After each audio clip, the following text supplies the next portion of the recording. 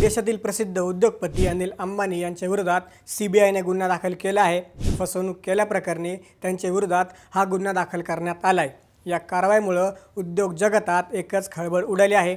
नक्की काय आहे प्रकरण आणि किती कोटींच्या फसवणुकीचा त्यांच्यावर आरोप आहे सांगतो, पण त्याआधी थोडक्यातला नक्की फॉलो करा, कारण अशा प्रकारच्या अपडेट्स आम्ही तुम्हाला नेहमीच देत असतो। पंजाब नॅशनल बँकेच्या तक्रारीनुसार अनिल अंबानी आणि रिलायन्स कम्युनिकेशन्सच्या तत्कालीन अधिकाऱ्यांनी बँकांची तब्बल 1085 कोटी रुपयांची फसवणूक केली आहे।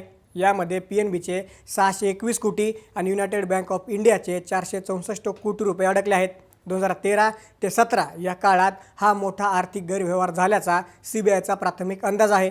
बँकेने आरोप केला आहे की ज्या कारणासाठी कर्ज घेतलं होतं तो निधी जाणीवपूर्वक इतरत्र वळवण्यात आला।